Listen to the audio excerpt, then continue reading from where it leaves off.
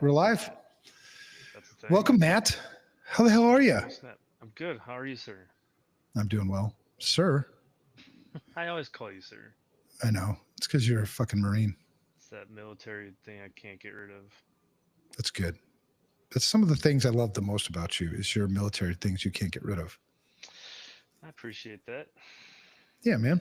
Thank you for your service. It's pretty damn awesome. Thank you. What's your shirt say? This shirt says we're here to fuck shit up. I like that. So the shirt's pretty funny. There's a cool story behind it. Yeah. Ryan Cloutier, who was on your show, Uh-huh. I went to his house for the first time, and I dropped an energy drink, and it blew up all over his living room. After being there for like 3 minutes, it was like the best, first introduction ever. Yeah. He took it pretty Classic. he took it pretty good though, I assume. Yeah, he's a good dude. All right. I'm moving over here. So for people who don't know Matt and I go back. When was the first time we met? It was the shit show, right? The security shit show. You watched that, and then you came Right. to the 50th anniversary or 50th show, which was in Nebraska. Nebraska, yep, but that's not what I'm known for, apparently. What do you mean? What you're known for? So we'll take a step back, like how this really started. It Yeah. actually started without you. So I started Without in me? the, yep, isn't that crazy?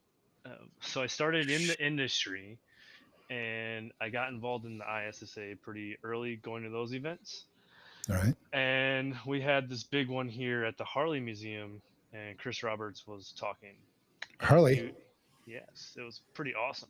Yeah, they had a lot of speakers there. Chris was one of the speakers, and the way he was just calling out bullshit, it kind of like really resonated with me. So I Mm-hmm. started following him on LinkedIn. A couple of years later, we go into COVID. Then the shit show happens. Start following that. Evan, humble dude. I think on one of the early episodes, you said like I'm willing to mentor anybody. So I reached out to I said you. that. hmm We started doing It's like one of those things that somebody else holds me accountable to, and I forget that I said it. we were talking like every other week or something, just checking in. You were mentoring me early. Then we Nice. then you had that episode. So we fast forward to that episode, right? Evan's always throwing out bullshit. And like, all right, we're having a No, no, live no. episode. Throwing out bullshit. All bullshit. Waiting for Don't no people to bullshit call. here. Yeah, no bullshit here. Yes. Right? Correct. Because I've Okay, called good. you on it. I've called you on it, and it's not really bullshit, but it seems like bullshit. So That's how that you figure out what's bullshit and what's not bullshit. When you call the bullshit, and if they can back it up, it's not really bullshit, right? yes, correct. Okay, cool. So the live episode was in Nebraska, but apparently The this angry national intern, by the park. way, the angry intern says, "Hola, Evan and Matt." Do you know who the angry intern is? I do not know who the angry intern is. Am I supposed Yep. to know? If Has I been told you, here if I told you who regularly. he was, if I told you who he was, you'd be like, "Oh yeah, I know that guy." Oh, okay. Well, hello. But now we're gonna put your OSINT skills to To test. work. Yeah. Okay. See, this is Um. part of the mentoring, man. Just trying to, train you up while we're going. Right.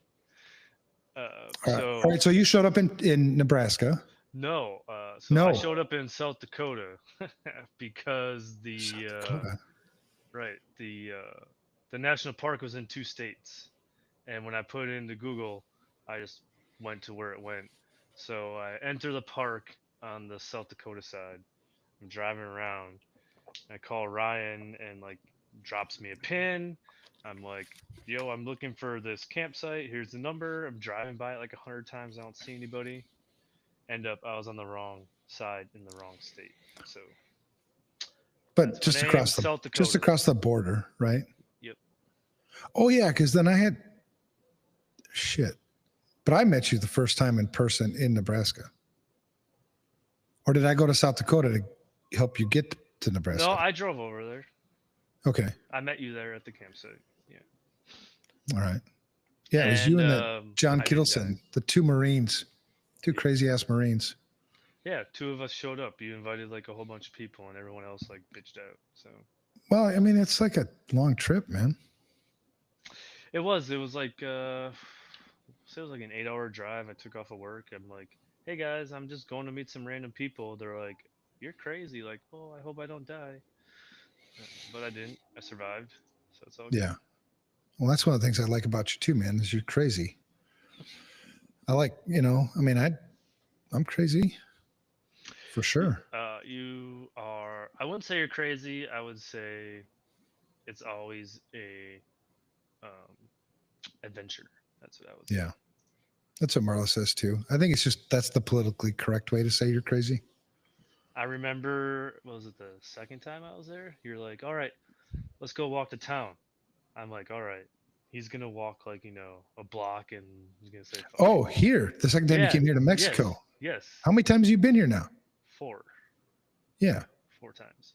Yeah. But the second Oh, time, you're like, let's walk to town. It's like fucking 10 miles, and I'm yeah, that like, was we're good. not That gonna, we're was not gonna do that. that was a good But walk. yeah, at night, almost getting hit by cars and shit. But it was a really good time. It was fucking awesome, man. We had a great time. That That was was pretty crazy. Yeah, I enjoyed the shit out of that. And when you came down here, the first time you came down here, did you go scuba diving the first I time you did. came down here? Yep. I Yeah. did one dive that first time. And now you're advanced Advanced. Yep. certified, Been advanced open going water. 3, 4 times every time I come down. Yeah. That's super cool, man. It's one of the funnest things here is people that come here. I think since we moved here, maybe 25, 30 people have gone on their first dive and probably, I don't know, to 10? No, 15 maybe have gotten certified. The angry intern is one of those who has also gotten certified. That's a hint for you. Awesome.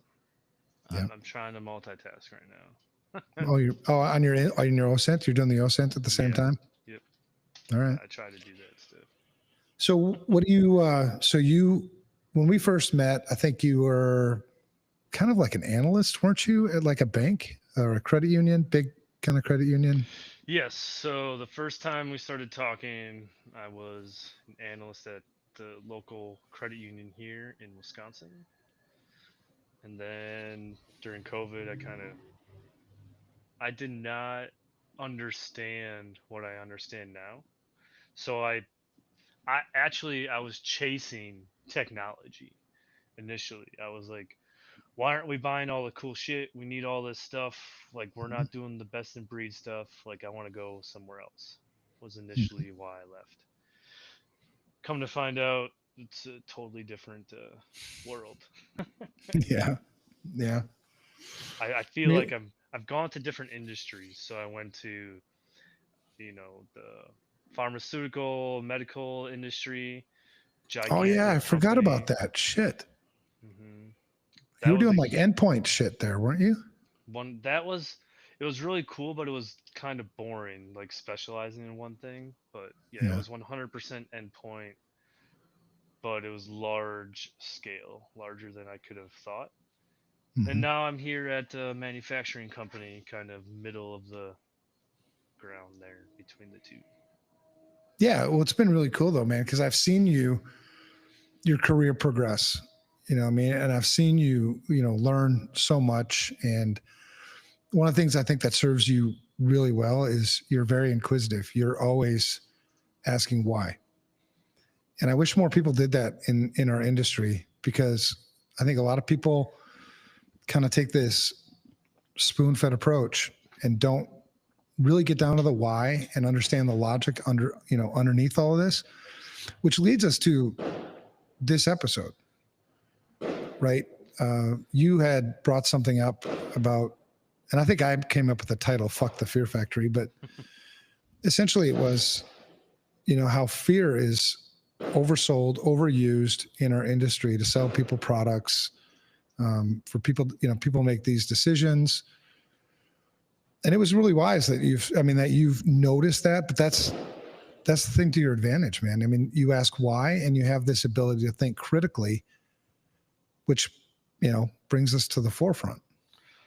So, what's really interesting about this topic is I've thought about it a couple different times, and really, I feel like a lot of people think about things and they just don't say it because they're like, I'm the only one that's thinking it, or I'm gonna, cause a riff or something.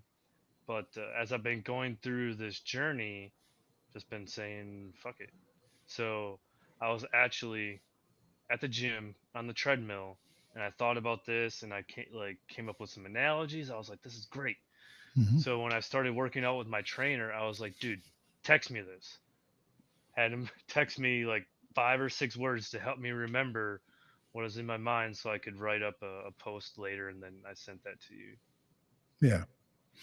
Yeah. Would well, it's awesome, man, because and I think one of the things that's a benefit to mentorship and to, I think, working the support of other people in your life is it does give you, I think, the courage to say what you are thinking. I think a lot of people are thinking the same stuff, but they're afraid to say it because, they don't want to have their neck stuck out, and they don't want to get, they don't want to lose their job, whatever. Right. It's But uncomfortable, yeah. Well, but but growth if, happens in uncomfortable places. absolutely, man. And if you're the kind of guy who is inquisitive and can think critically, when you stick your neck out, you can defend what it is you said. I think the fear comes from like, okay, this is what I think. Being judged. Yeah, this is what I think. And then when you're judged, it's like, oh shit, now I can't defend it. And there are some people in our industry too. I mean, there's a lot of posturing in our industry. There's a lot of intimidation in our industry. I just called somebody out on Twitter today. Who's a super well-known security person because I thought what he wrote was stupid. Well, foolish is what I said. And then, but when you do that, I mean, you are putting your neck out, right? You're opening yourself up to a lot of criticism, a lot of attack, and I think that's one of the fears that some people have too about why they do what they do in this industry. Yeah, because there's so many. It's probably the same in every industry, but there's the people at the top that you have this perception of. You know, there's the yous, the Chris's, and all the other people out there, even the owners of the Microsofts and things, right?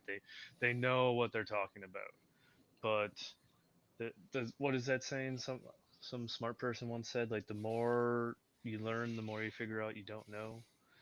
And so, like, I think that's where some of that, everyone that you talk to, right, has imposter syndrome. Like, I don't deserve to be here. Why am I here? But you're there because you have the pain Yeah. of going Well, through and this I, stuff. and I think at least the older I've gotten, the more I just don't give a shit what people think. There was a time for sure when, I was afraid to say some of the things I wanted to say because of that same reason. But, it's like, screw it, man. I'm tired of seeing things done poorly. I'm tired of seeing things done wrong. And you said one thing, and one of the things you just said there was, people high up in this industry or, been around for a long time, that they know what they're doing. But what if I told you a lot of them don't know what the fuck they're doing? So I'm actually starting to believe that, and I think it's because I'm getting some of my own imposter syndrome, and I'm not trying to like posture myself, but I've had this back to like where I was a couple years ago, right? Like, why aren't we buying all this technology? You need to buy all the cool stuff. But now I sit back and I'm in a different position doing different things, and I think things are going as well as they could be going. So, like, why do I need to spend more money and buy more things? And then you Mhm. see all the red team hack this, hack that, vulnerability, and like none of it seems to be helping anything. It's Yeah. just it's. Uh, I took a like a this weird public speaking like 1 day thing, and we had to come up with a quick story on the spot or whatever. And of course, I talked about security. I'm like, how can I resonate with people? And after I was done with my quick thing, they said, "You just sound like some angry guy standing on the corner yelling at people." Like, well, that's okay. It didn't really mean anything to me at the time, but Right. now as I'm looking, I'm like, that's what all these so-called researchers or bug bounties, like whatever these people are doing, that's all they're doing is they're standing on LinkedIn yelling at people. Or at least that's the perception because you never see them talk about fixing or helping people. It's just, Yeah. and that's the That's a problem with really social interesting. media. But Yeah. That's really interesting feedback. I mean, it's like, oh shit. All right. And I think that's one of the things that really helps us in our industry is when we do understand other people's perspectives, people who aren't like us. Rather than validating what I'm saying all the time, I do enjoy when people challenge it, when people disagree with me. I think I was talking to a guy earlier today. He was interviewing for a job that we had posted. And I guess I was invited. you're one of the final interviewers. I don't know. Usually they don't include me in this You shit. got to make sure that your truck can drive over him. Is that I what it is? guess. Yeah. Let's see. If, Let's if, check. Well, you can just give me his body dimensions for that. But, he's been in the industry a while and he's done a lot of cool things. And we were talking about how just, we put so much stock in people based on how many years they've been in this industry. But you can't take that without considering, where they come from, what type of experience it was, because our industry is kind of so fucked up that there's a lot of people who have been in this industry for a really long time that still suck at what they do. I mean, and nobody's calling them out because they have been here for so long. and Nobody there's wants no to confront them. accountability. Right. Like So- who's like let's say Chris, right? As a guy that we both respect, highly respect, but hypothetically, let's say that he gave advice and the advice that he gave was bullshit. No Are one you would gonna say say something? anything. No. Well, I would. Well, yeah. I think But he'd that's- kill me, but like, yeah, I'm still scared. Nah, he wouldn't. Yeah, I know. It's about it's about the way you say it. But there's a lot of that. And that's what I was telling you about this tweet earlier today. I was like, it's fucking bullshit, man. I mean, it's just shitty advice. It's fear-mongering bullshit, which it was perfect for tonight because we're talking about fuck the fear factory. So, back to your time in the industry thing, right? People always ask me, how long I've been in the industry. I say, 15, 16 years, but I've only been in corporate America, I don't know, 8 years now. And some people are like, well, how's that possible? And I actually I did this personal coaching session, and he kind of helped me get to this conclusion. But even though I was in the Marine Corps and I was doing, radio communications, my main job most of the time was asset management.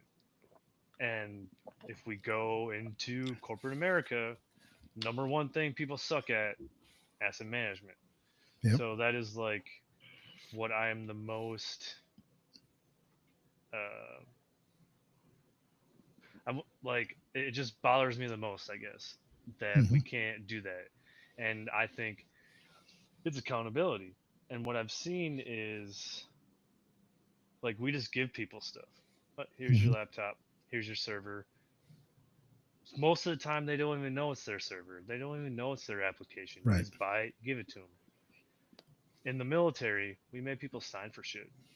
Yeah. Pen to paper, you sign it.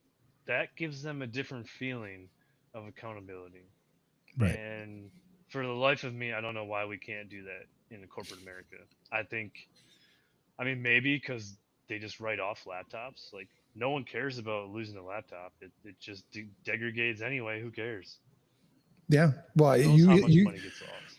I think you put your finger on the issue. It's accountability.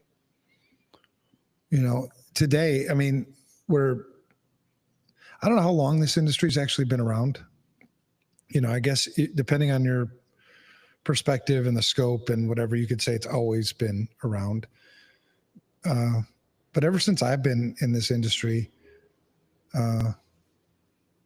there's still no real understanding of what's negligent and what's not negligent. I mean, logically, it seems completely irresponsible to not know what you have, especially when the A things logical person would think that maybe. right. But then let's go with the fear thing. You know, why are people so? You know, one of the things I was curious about. So I did a little, actually did a little research before tonight. You know, I was That's why like, you're awesome. You always come with the facts. well, I don't know if they're all. I mean, facts, sources, who knows? Data. I We'll mean, call it data. yeah. Well, at least it's something that you. It's a starting place where you can, you know, have a discussion about it. But you know, I was curious. You know, is this done on purpose in our industry? Is the fear factory purposeful? Is it perpetuated on purpose, or is this just something that just happens?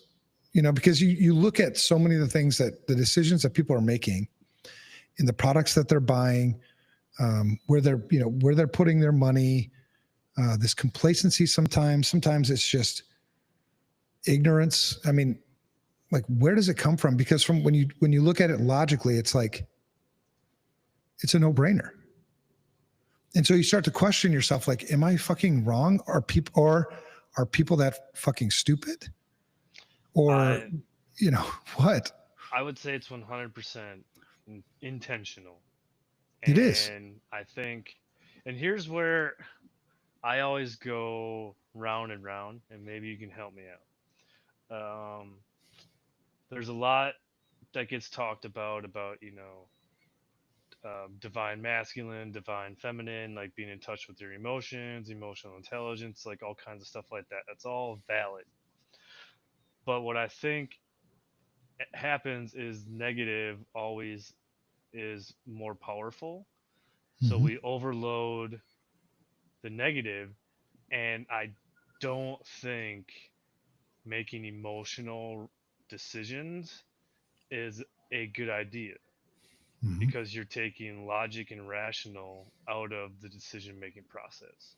Yeah. So this constant fear, ransomware, vulnerabilities, blah blah blah blah blah, keeps people in this emotional state to Mm-hmm. make decisions based off of that emotion. And I think people just succumb to it because it's so much. Like it's gotten worse the short time I've been here. Right. Well, and just sometimes just saying that seems like it's fear driven. You know what I mean? Because you say these things, they're 100% true and they're 100% backed by logic. But do I sound like the guy standing on the street corner No. when I'm saying this? Mm. You know, or do I sound like the guy that's like, no, man, I'm not trying to use fear to get you to do something. I'm trying to get your attention and tap into critical thinking, tap into your logic. Because that, if you really wanted to build the best security programs, if you really wanted to do the responsible things with information security, you would follow logic. Logic is your best friend. You know, but you do get bombarded by fear all the time. And the way you counter fear is education a lot of times. It's skepticism, it's critical thinking, it's, I you think you know, have to have a network of people to keep you grounded. that's important too, because because there are times when, you know, you are so counterculture, you know, if the industry's going this way and fear, and statistics and ransomware and all this shit all the time, and you're the guy that's like, wait a second, take a step back, think this through. You know, should you buy the blinky lighty thing when you don't have an asset inventory? I mean, we know that complexity is the worst enemy of security, and you already don't know what you got. Why the fuck would you add more to it? It doesn't make any damn sense.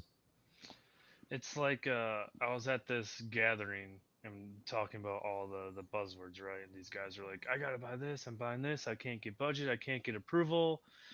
And I'm like, why? You have so much money. Why do you need more? Am I doing something wrong? I don't have that. Do I need that? Right. So you start to question yourself, like, am I doing something right or doing something wrong? But I have, my experience and my history and things that kind of validate along the road that what I'm doing is the right thing to do. Well, that's another legitimate fear, right? This fear of missing out. When everybody else is doing it and you're the one not doing it, you do ask that. You're like, did I miss something? But the cool thing, and again, to give you credit and the way I like your approach, and the reason why I think you're going to be an amazing information security leader is you are inquisitive.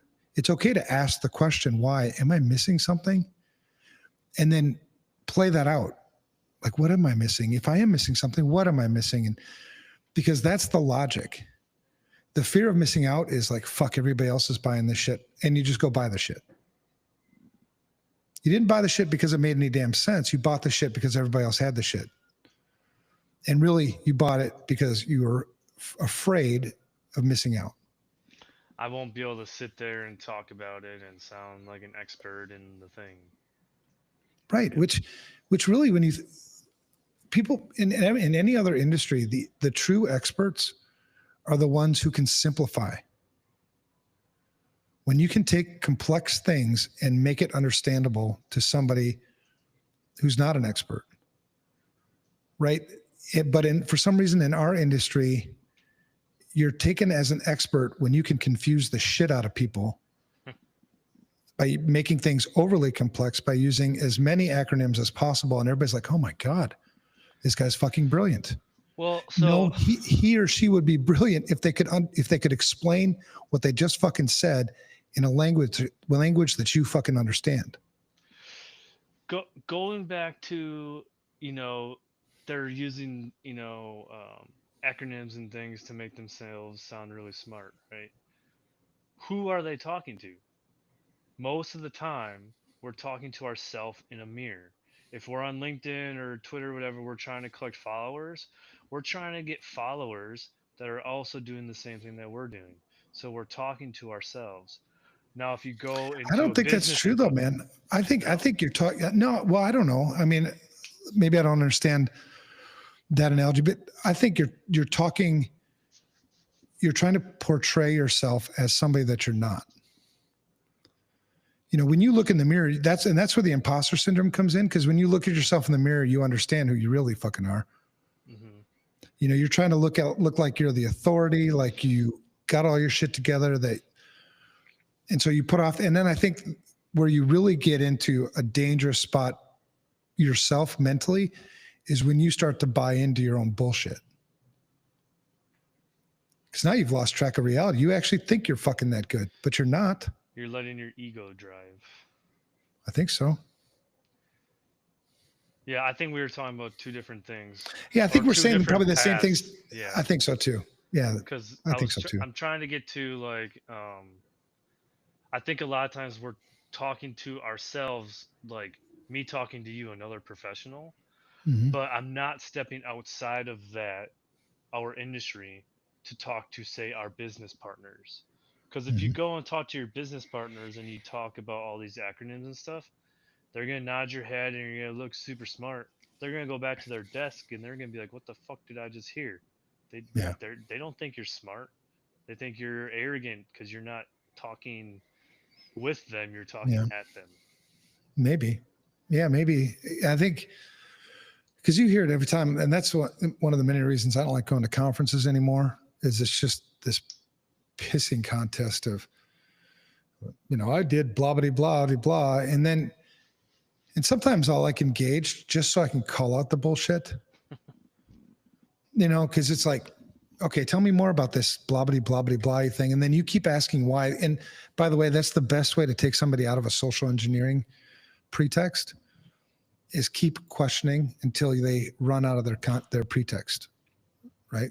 Because when you build a pretext, it's like acting. It's like a script, right? Yeah, it's like acting. So you're trying to act like this person. And if you keep asking questions, and they get off script, that's when you truly call the bullshit. So it's like, you can try it sometime when you go to a conference.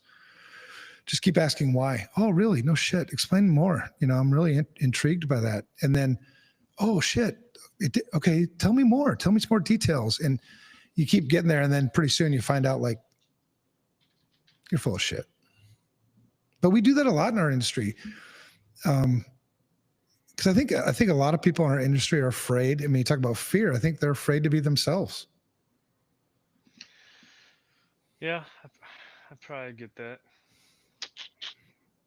I think, and if you can get on this path of truly, I think, accepting yourself, and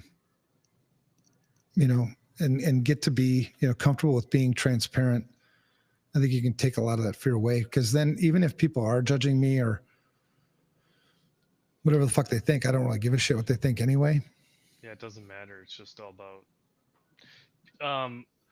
Wait, I have this. I thought I had this here. You have what? I wrote something here. I think You have a that you keyboard? told me like years ago. Oh, Yep, right here it is. It says validation of yourself within yourself. You told me that, I don't know, like last year or something. So, wow. Where the fuck's this wisdom come from? Sometimes you get lucky, I think. I know. I just like shoot in the dark, like, hey, I hit something. Look at that. How about that? So the purpose. So let's talk about the purpose behind the Fear Factory. Because I like you, I do believe it's done on purpose. That doesn't necessarily mean that it's done with malicious intent all the time. I think it's done on purpose because I think there's a lot of motivators. And the first one I sort of came up with was the profit motive. Truth is fear sells, right? Everybody says, fear, uncertainty, and doubt, right? Yep. You see that with commercials on TV with anything, right? Mostly sex, alcohol, probably. Mm-hmm. The missing out. Yeah. So that's one of the reasons. Another reason, competitive market pressures. Believe it or not, this industry is crowded and it is highly competitive. The weird thing about it is when you look at the total addressable market, just in the United States, we've probably hit, when I say we, I'm talking more of the consulting side, less like commodity products like antivirus. Mm-hmm. We've probably hit maybe 20% of the total addressable market. And what we do in our industry often is we stumble over each other and fight each other for the 20% as opposed to teaming up together and going to get the 80.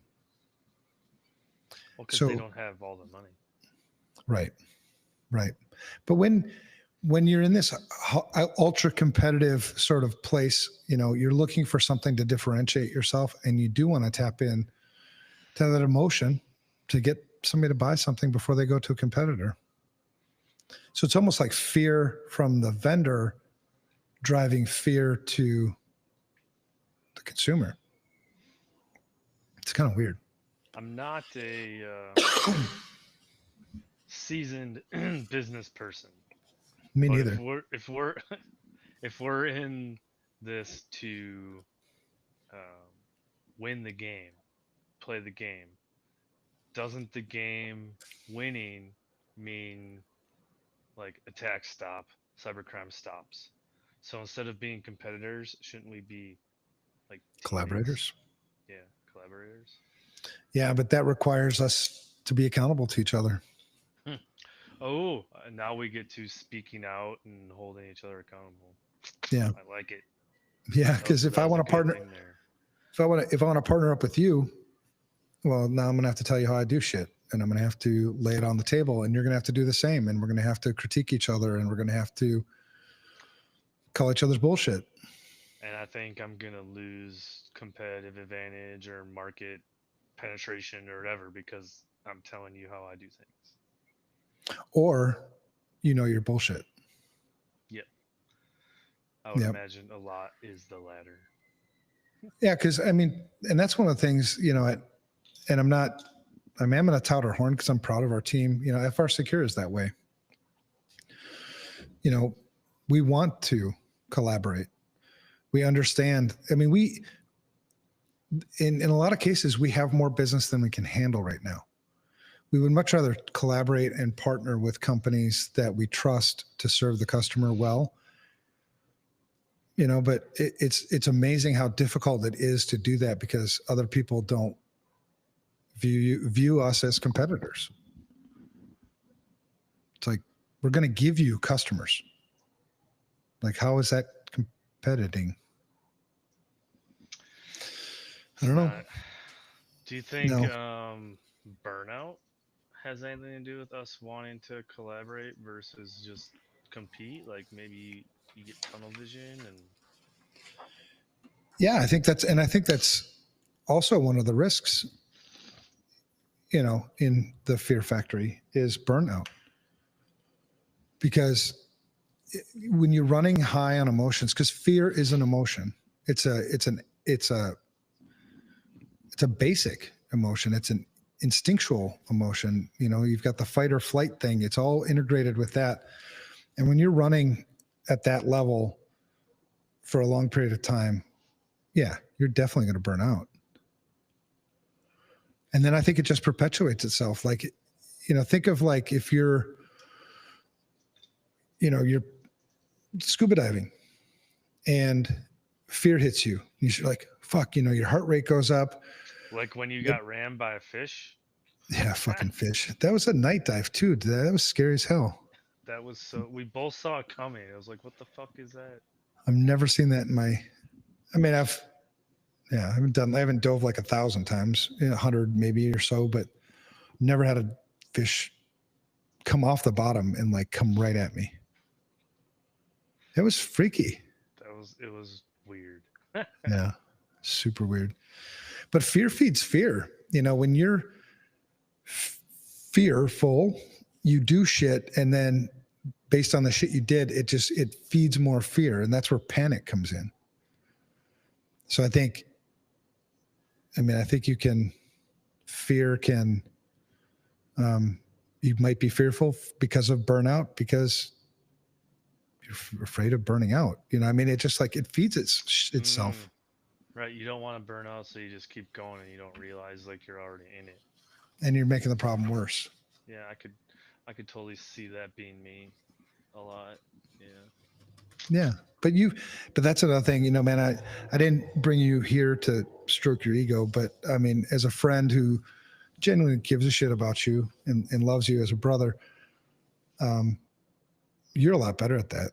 I remember the first time you were down here, you were all freaked out that me and Ryan were CIA or some shit. Oh yeah, you guys were like plotting. Yep. Nope. There's definitely the paranoia has come down, but we've made some life altering decisions along that way, True.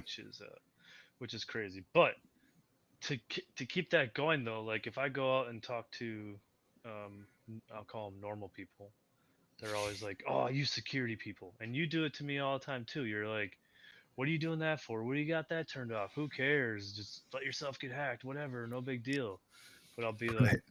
"Don't scan that QR code. Oh, you stupid security people!" Like we're just because we can see how stuff can in a perfect situation like happen, we're super paranoid that it's always gonna happen to us, and it's kind of paralyzing. No, it really is paralyzing. Yeah. Well, and one of the biggest mistakes I see most security people make is making risk decisions out of context. So if you're just looking at that series of events and just focused on that, it can seem like it's the worst, scariest thing ever. But when you put it into context, a greater context, it's not that big a deal. So is that so for these guys that are sitting on the street corner just yelling, is that what they are missing? So example, they're just out there researching, red teaming, whatever, doing their own thing. They're not working, well, I don't know, this is my perception.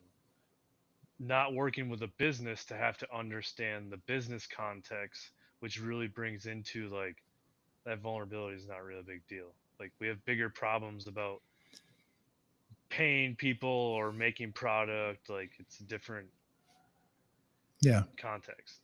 for sure. Yeah. When you think about all the things that a CEO has to take into account and all the different inputs that they're getting. What we don't, but the challenge is though, it's a double-edged sword. There's what's responsible for them. What's not responsible is complete ignorance, which I think a lot of CEOs are sort of operating under. But it's also not responsible for them to drop everything and focus on that vulnerability that I just brought up. Both sides are, both sides of the extreme are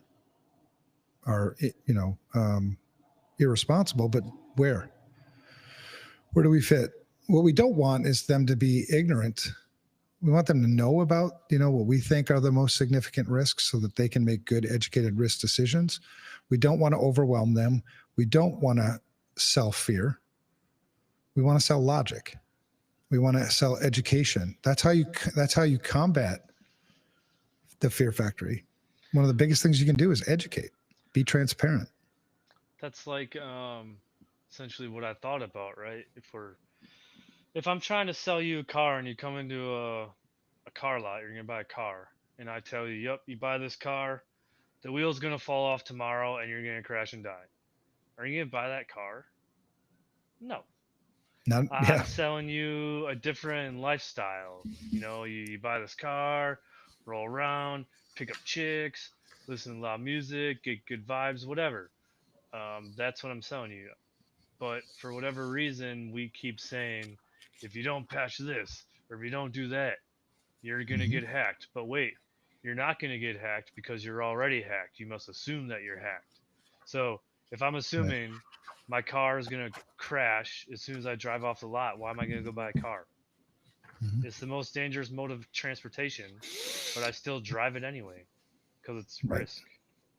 But it's a risk that you grew up with and you understand well inherently. So you understand the risk and you accept it. Yeah. And so if you could get to that same level with information security, that's the win. And eventually you will. I mean, because it just takes time to get through it all and for people to, because if you look at your own life, right? Information security is just a thing that I kind of take for granted a lot. I don't think about it as much as people might think I do because I've been in it for so long. It comes kind of second nature now. Well, and you were in it throughout like a good portion of like a lot of the transitions in the early days. Now, I mean, you just get thrown in it. There's no like ramping up. There's like no learning it. Like what Ryan says a lot, the analog and digital person, like we don't feel the digital, so we don't understand it. Well, that's the thing. I mean, computers don't have any damn emotions. Yeah, apparently. We'll get there soon, I guess. Even when you do, it'll be emulated emotions. I mean, it won't be true emotions. Computers will only always, except for quantum, but we're not going to get there tonight. Computers only do what you tell them to do. That's it. I mean, there's no magic to it. And so that's the big reason, especially with digital computers, that's why logic is your best friend. Think cause and effect is a really big thing in our industry.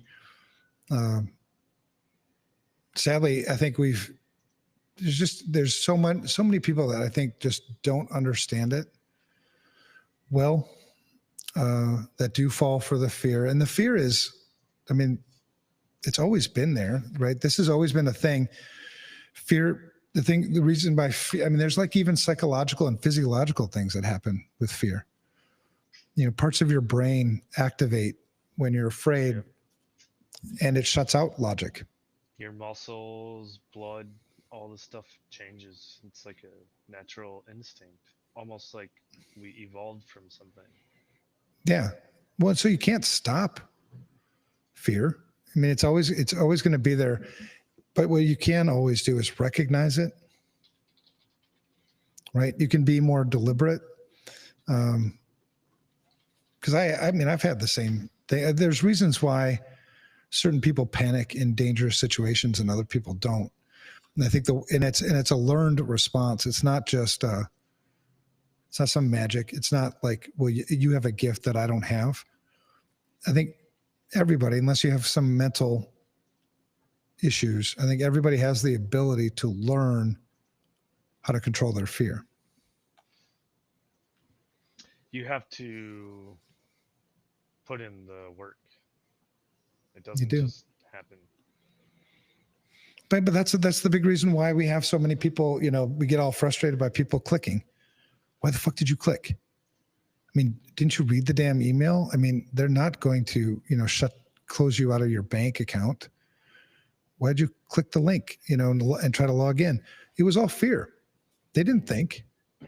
And so you're teaching them to think, but that's not going to get over the hump. They're not going to think.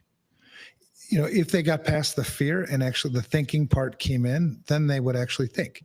The things that you train them to do, they would do. It's the afterwards piece where, all right, you already clicked the link. Now I need you to report it. But even then, a lot of people are afraid to do that. Well, they're thinking about all kinds of other stuff though, too. So, like, I think we take for granted sometimes, like, that's what we think about. They don't think about that. I mean, we still think about, did I shower this morning? Did I put my shoes on? Like, all the normal stuff. But they're thinking about that and not about clicking on stuff. I guess to another point, like, should they have to worry about clicking on stuff? Shouldn't our shit just work? Well, I mean, you won't know. Well, I don't think so, because you won't be able to fix the human with technology. Because if you were going to do that, you have to take them. Stop stuff. Like, why does it get through my firewall? If I have a firewall, why is it? Because most people don't use their firewalls, right? I mean, you're talking about. I mean, I think you're getting probably into some more advanced things. But if I can't do an asset inventory, if I don't know what I have, how are you gonna do anything? Yeah. It blows my. I mean, maybe it's just it's a different level of accountability, right? Like, if I was deployed and they said, like, where's this radio? And I didn't know the radio was, like, everything stopped. Like, fucking, there was no patrols, no one was relaxing, playing cards. Like, everybody's out looking for this radio. They're doing emergency changes. Like, the radio's lost. It's like, game on. Here, where's the laptop? Meh, I don't know. I gotta check my email. I gotta sit in another hour-long meeting. Right. Yeah. Okay, so, like, why don't we as professionals take as much pride in what we do? That's a good question. I think a lot of us, it's a combination. A lot of us don't know what we're doing. Kind of just fell into it. Well, or just, it pays well. It feels good. I get to, there's a lot of respect that comes with this, job. Usually people think you're really smart. I mean, it's easy to be like, They do. People are like, oh my God, you're a hacker. Like, no, I don't really do anything. A lot of meetings. Yeah. A lot of too many damn meetings. But I think you can hack my phone, right? Like, sure. Yes, I can. It's already hacked. It's done. Yeah. Yeah. just go talk to the Chinese. But yeah, and I don't think there's a simple answer to a lot of these things. I think, we're still learning. Sadly, I mean, I've always taken pride in my work. I think some people maybe take pride in the wrong part of their work. Maybe they don't understand what the fundamentals actually are, or because it's not sexy. It's boring as shit sometimes. I'm doing an asset inventory. Boring. I'd rather code some cool shit, to do something nobody else is doing. I have a cool story. Asset inventory.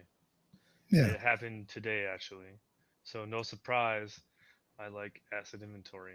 I have my intern. He's working on a project for me to help with said problem. So he's Yeah. looking at the numbers, he's doing math, pulling these things, and he's like, "Well, why don't these match up?" So we're starting to talk through like all these reasons why like things wouldn't be matching up and stuff, and like where we want it to be. And he's like, "Well, shouldn't that like just get put on there like right away?" I was like, "Yeah, that's a great question you're asking. You should go look at the process and figure out why it's not working." And like you could see like the light bulb go on in his head, like, "Oh my god, like it's not really that complicated, but you Nope. have to like dig in and ask other people uncomfortable questions." Yeah. Because Complexity is the worst. Complexity is the worst enemy. If you could just drill that into your head, the more shit you add, the harder you make it. So why add more shit? But you touched on another thing. I think one of the reasons. Did you know that Confucius said man with four balls cannot walk? I apparently just learned this. I don't know. Scooby 412 said that. I have 3 balls. Did I tell you about that story? I've heard about it a couple times. You've talked. Yeah, it's called the hydrocell. It's actually pretty popular in men. It's not really a third testicle. It just seems like a third testicle. So I suppose if you had 2 hydrocells, maybe that would be 4 balls, and then I would be able to tell you. I'd be able to validate that. But that goes to the critical thinking too. Like, I don't know. Why wouldn't I be able to walk with 4 balls? Yeah, I feel like you probably could. It might be painful, maybe. I don't know. I don't know. Just separate them. Just wear special underwear that keeps them all in their own little pockets or something. I don't know. Oh, that could be a patent idea, like a hydrocell jockstrap. For all the 4-balled men out there. Yeah. Yeah. But you one of the things we've brought up numerous times in this discussion is the lack of accountability. You've got the lack of accountability on the security side, but there's also a lack of accountability on the vendor side. So there's a lack of accountability for just what it is I'm selling you, but there's also a lack of accountability for exaggeration, false advertising. What's So the worst fear pitch you've seen? False advertising. Man, that's a good question. I can't think of one off the top of my head. I think it's usually not so overt. I've seen lots of promises of guaranteed protection, 100% prevention, risk. Like, I mean, look at what's the hell's the wolf place? The Arctic Wolf people. Arctic Wolf, right? Their mission is to end cyber risk. Yeah, good luck. Impossible. Yeah, but there's no accountability for saying anything. They just bought that company from BlackBerry. They bought Cylance. Arctic Wolf just bought Cylance. Great. We can just deal with more bullshit. BlackBerry lost a shit ton of money. They bought it for like $1 billion and they sold it for like 180 million or something. Yeah, I don't hear about those stories. Well, that's the thing. I mean, there's so much money being thrown around in this industry with zero accountability associated with it. Where's the money coming from? Like, give me some. I'll take it. If you don't want any accountability. No, then you'd be part of the problem, man. Then we'd be bitching about you. Well, no, I'd still be doing my job. Right. So worst fear pitch I heard recently, and it was after the CrowdStrike thing. It was an email that said like, blah blah blah. We're the best endpoint. Do you want to get caught up in another CrowdStrike thing? Buy our stuff. Like, not only are you selling fear, but you're using the pain and suffering of another person. I mean, you could, however you feel about that, it's still, shady. It's super shady, man. But there's no accountability for it, and it works. Yeah, for sure. People keep buying the shit, and which leads us to like well, yeah, let's go through some examples. Examples of overhyping new threats is a common method. Oh yeah, they're super sophisticated attacks that we need next gen quantum to detect. I Right. guess. I had one company tell me, because we were evaluating their shit, they wanted FR Security to do a technical evaluation of their thing. Oh, I And would it was love me, to do that. and it was me and a couple of team members, and I was asking questions. Okay, tell me how this thing works and blah, blah, blah. And he actually used a thing I've never heard anybody say. I was like, so how does how do these two functions work together? And he said, invisible process. I had a feeling that's what you're talking about. Yeah. That would be the biggest one. Like, what the fuck did you, I'm like, what is an invisible process? And he's like, well, I'm like, no, I don't fucking know. I've never heard of an invisible process before. The only thing I could think of being an invisible process is that your so-called tool supposedly runs at a higher altitude than all the other EDR tools out there, to where you can actually see kernel level stuff, which we know Microsoft would not fucking allow anyway. Oh, you're talking like Ring Zero shit. Yeah, yeah. Even then, it's not invisible. It's Well, just it's it's invisible invisible to yeah. it's It's invisible to there. user mode. Yeah, it's invisible to user mode, but in kernel mode, you're Yeah, seeing it. yeah. So, and I would have given him some, like, oh, I meant invisible from the user mode. I'd been like, No, oh, he okay. kept on it. No, he kept on it. He didn't understand what the fuck he was talking about. Nice. There's a lot of FUD marketing, right? We've all seen that, where you see things like, well, 90% of the companies, that didn't do this thing, they're going to get breached and they're going to lose, or they're already breached. You Where don't does want to this be shit- next. Where does that shit? Where does that come from? Well, I don't know if you've noticed this, but every single study that you've seen about our industry, Deloitte, Accenture. oh no, even that, or any statistics, right? If you just look up, Google cybersecurity statistics, and every one of those studies that's been done has been sponsored by a vendor trying to sell you something. Right. They sponsor, or they spin up their own company, create a magazine, and give themselves fucking awards and shit. Yeah, like HelpNet Security is the biggest scam. They come off as a news organization, but every single one of their damn news articles is sponsored. But people don't pay attention to that stuff. People don't, I think, ask enough questions. They see a statistic and they say, oh my God, 90% of all companies who don't do this thing get breached within 24 hours. Fuck, we need to do that. And they'll even use that statistic to justify their budget for it, but without ever looking at, okay, where did this study come from? This study, let's say it was for a backup solution, an air gap backup solution or some shit. And 90% of companies who didn't do this thing lost all their files, never got them back, whatever the hell you want to say. And so you use that number and you're like, oh shit, I don't want to, fuck, we got to do this right away. But you don't take a minute to look okay, who sponsored this? Oh, it's this backup solution provider. You just believe it's almost like with the social media stuff, you don't read the stuff, you just read the headline. Yeah. And it's really difficult to find true data. I'm totally guilty of that, by the way. It sucks. It's because it's effective as hell. Mm-hmm. I mean, it's so fucking effective. Hey, I want to tell you, Arctic Wolf no longer has end cyber risk on their website. Good. Good. I got you called that out in one of the shit show things. Yeah, and they had talked to me about that too. Well, that's not what we mean. I'm like, why the fuck do you say it? Marketing told us it was a good idea. Uh-huh. So here's another example promoting the myth of guaranteed protection. 100% protection. Yeah, no, not a thing. The only way to do that is not plug your computer in. Right. Well, and I was talking to, my daughter has a friend here visiting from Montana. Montana? Joe Montana? Yeah.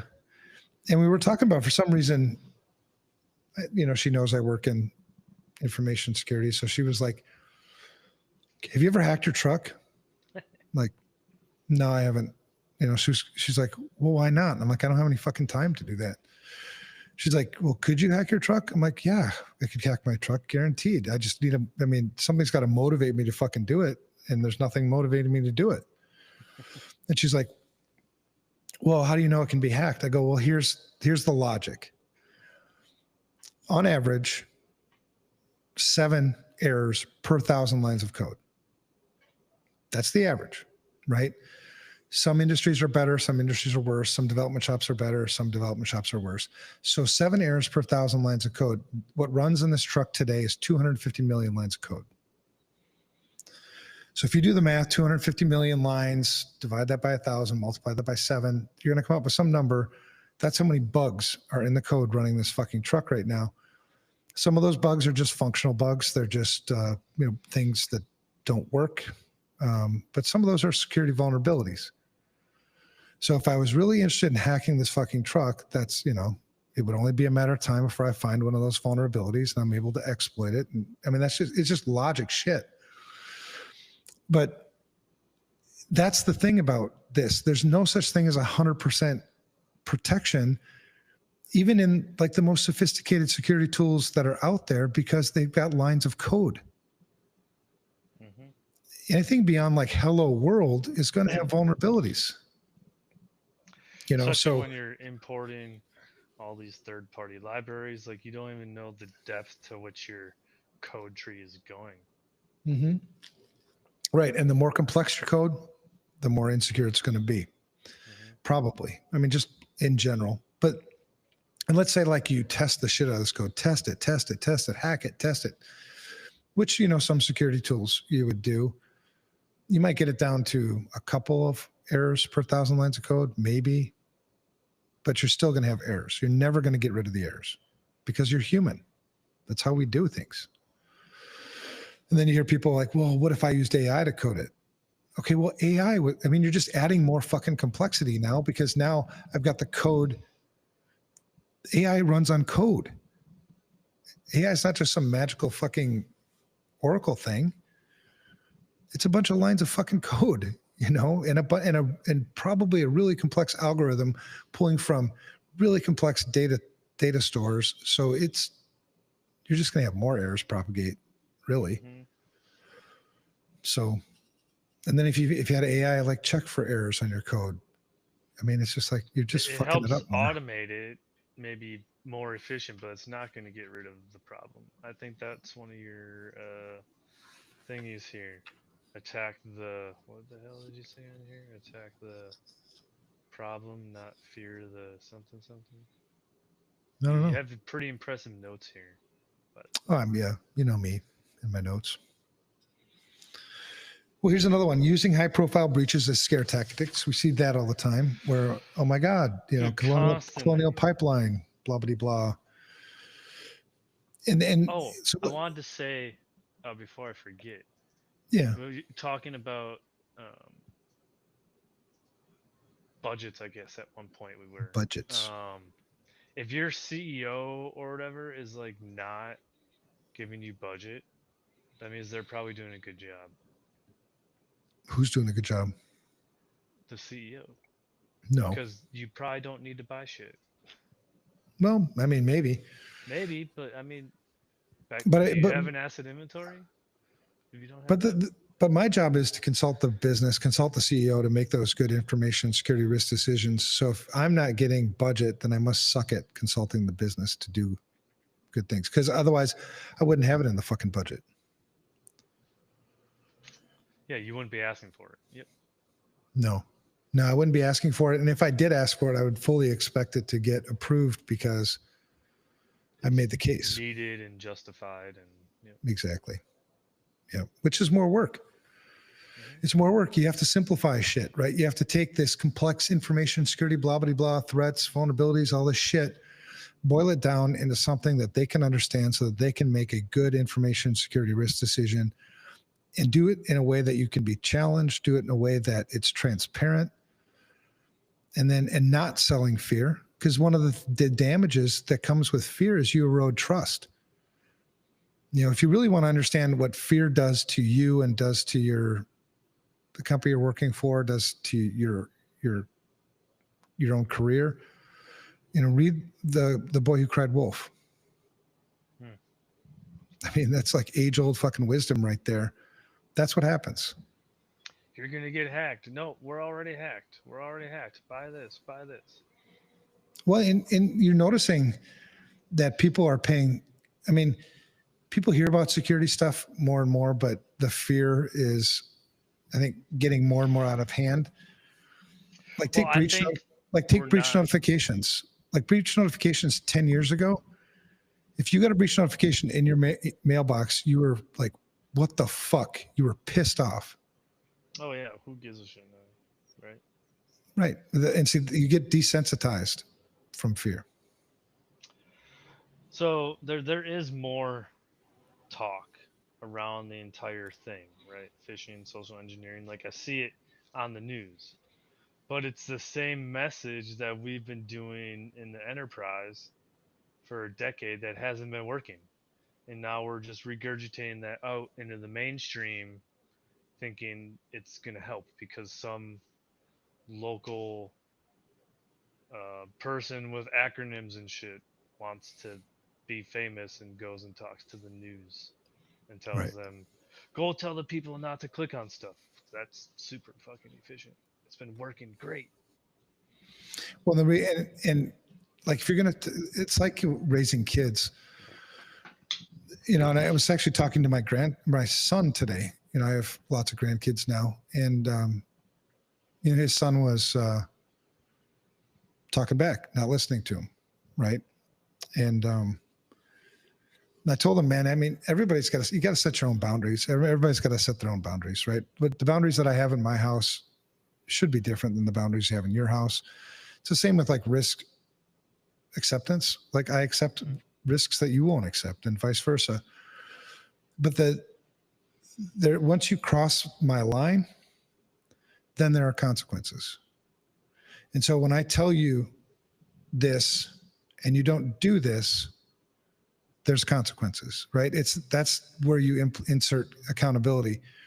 So if I tell you to not click things and you still click things and nothing happens, why the fuck are you going to stop clicking things? There's no accountability. So either stop telling them and try to figure out another solution to the problem, or give them consequences. I mean, that's just psychologically how it works. I go back and forth on that because like I I don't think people are intentionally clicking on things.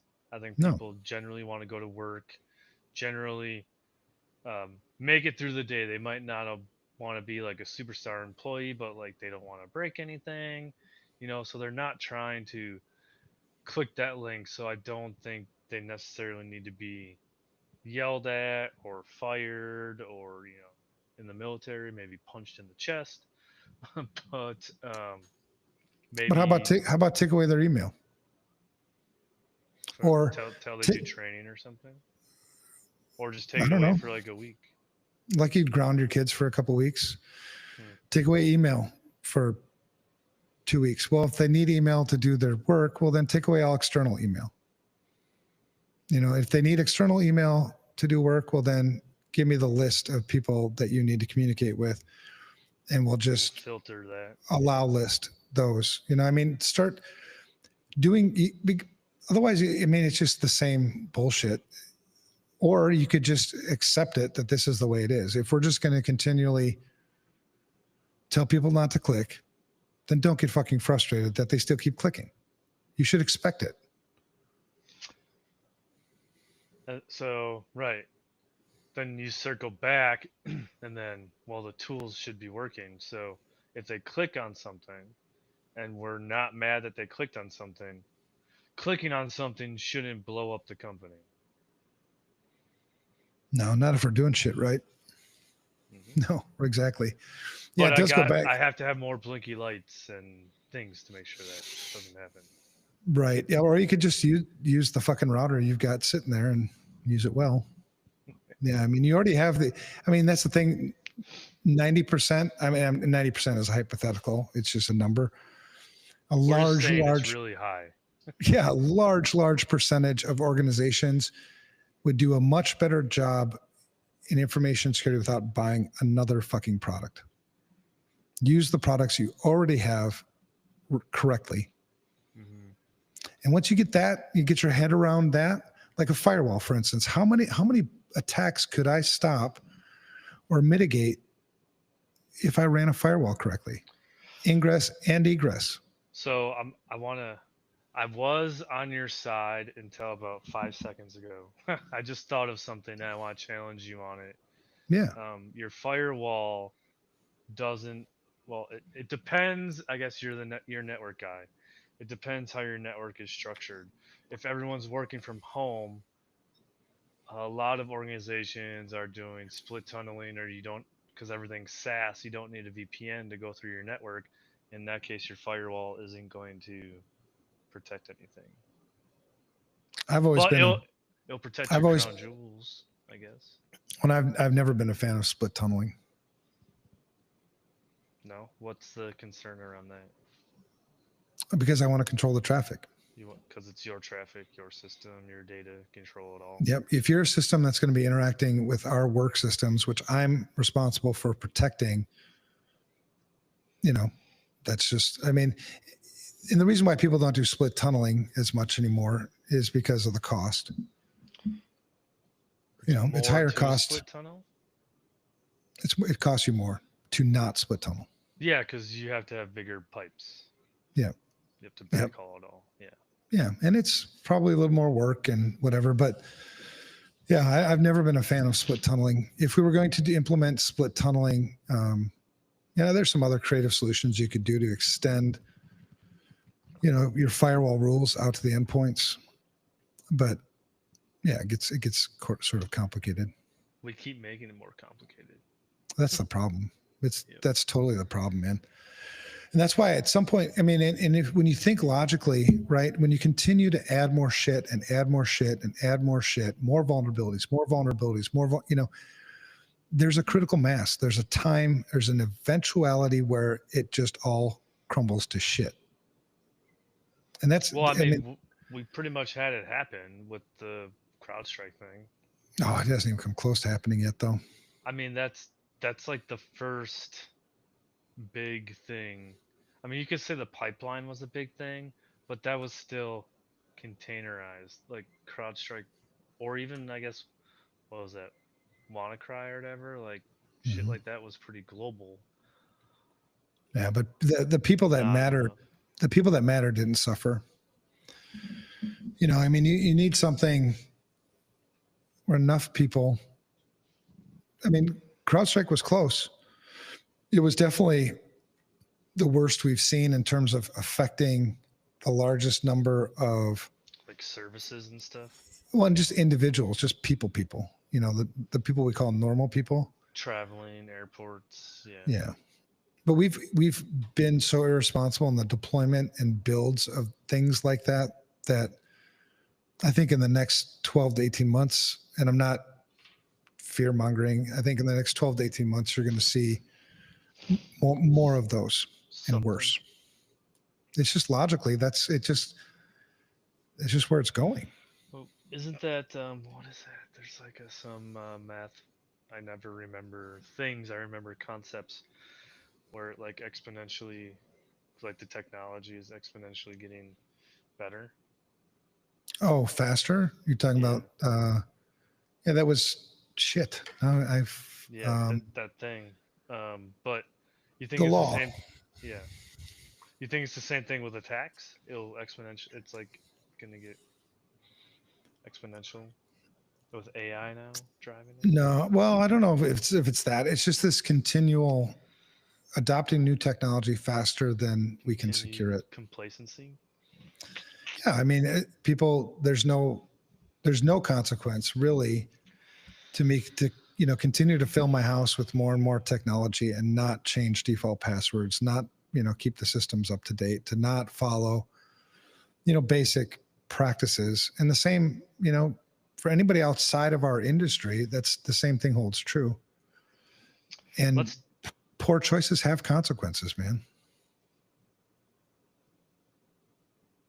Yeah. And so it shouldn't be used as a fear. You should think, the advice to anybody would be to think it through and then consider logically, what are the things that I can do to protect myself, to protect my family, to protect my company? And none of it would be to buy a new fucking product. You'd be able to take a look at what you currently have. So open your book, like, this is what I have access to right now. Yeah.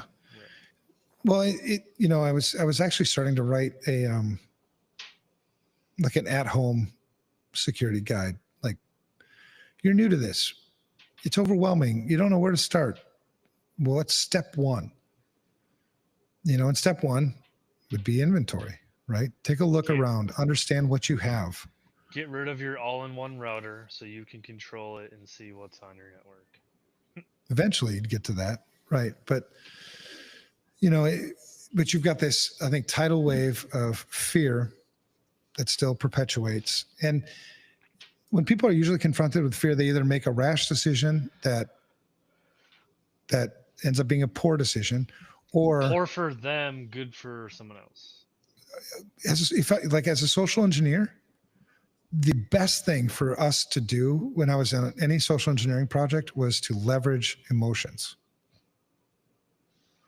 Leverage fear, leverage anxiety, leverage whatever to get you to do something that you wouldn't normally do.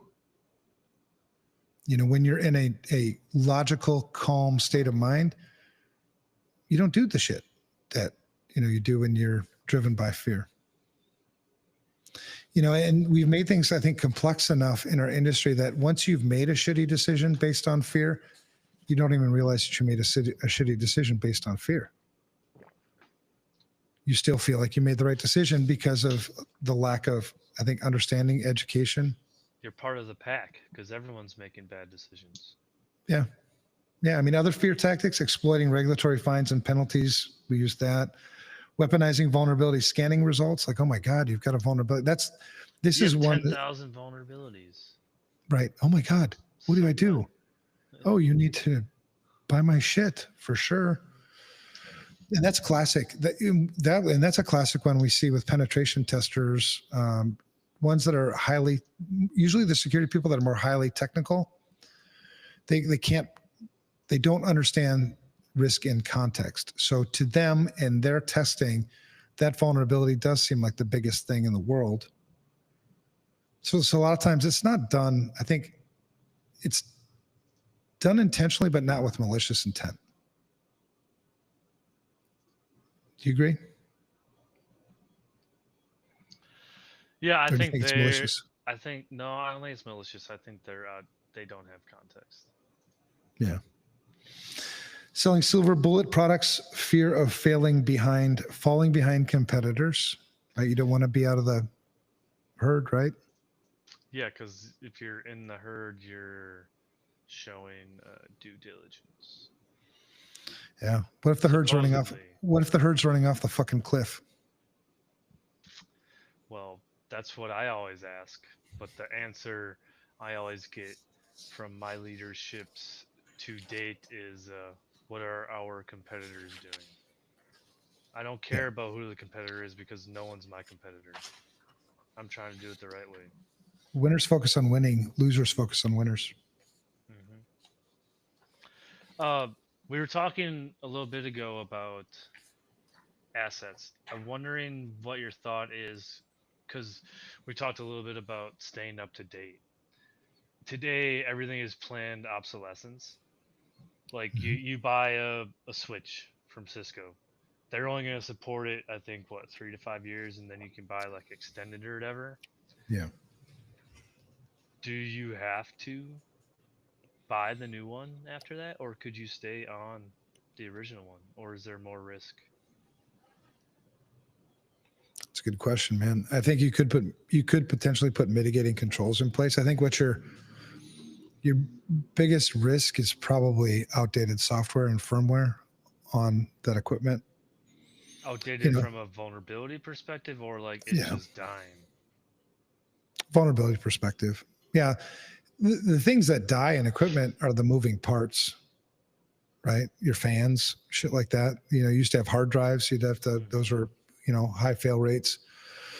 But in today's equipment, it's manufactured tightly enough that your biggest risk would be, new vulnerabilities that were discovered in the firmware that you wouldn't be able to get a patch for, or interoperability with newer systems.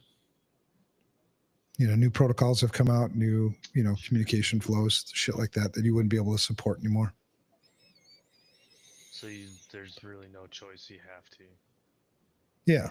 But, the responsible thing, it'd be like a car, right? My car's not going to last me forever. So, but you're responsible in the new car that you're, but yeah. I think it'd be the same thing with, your equipment that's out of date. Learn the new shit, learn the new, learn the new Cisco OS, to run that shit. It's the thing. We're in our industry, we are all professionals. I get paid to do what I fucking do. And so I better be damn good at what I fucking do. If I'm not, why the fuck are you paying me? Because you can't, because HR. HR overcomplicates things. But this is the same, I think, like I'm a professional and I should be held accountable. Like in any other profession, there are things that we're held, that you're typically held accountable for. I think in our industry, we're still struggling with what things do I hold a cybersecurity or an information security professional accountable for, or an IT professional. Yeah. There's a hell of a lot of... If you get hit with ransomware, whose fault is it? Is it the IT person's fault? Yeah, I think it depends. Blame the TA. Yeah, I think it depends. That's like, single factor authentication's always been a peeve of mine on anything, externally. When did accessible. multi-factor start? Do you remember? Oh, when that first started? Were you still at the bank? Or did you have your own company then? We always had different forms of multi-factor. We even had multi-factor with like modems in a way. You'd have callbacks, so you'd dial in and then the modem would call you back at the phone number that's configured in the modem for this account. So you dial in, authenticate, and then it would call you back. And so if you didn't have that return on another phone number, so it was a second factor. The first one would be something I know because I'd have to authenticate with the modem, and then it would call me back. So it would be something I have. It has on file. Well, it would be a device, another modem, a phone number, unless I was able to reroute, phone calls, DIDs. You could potentially hack the telco and move the phone number somewhere else, but that's the thing. There's always like attacks to our mitigating. The point is never to be perfect. It's never to eliminate risk, but it's to manage risk. Right. So on highly sensitive systems, when we were dialing into them, we had remote callback configured. It was just the responsible thing to do.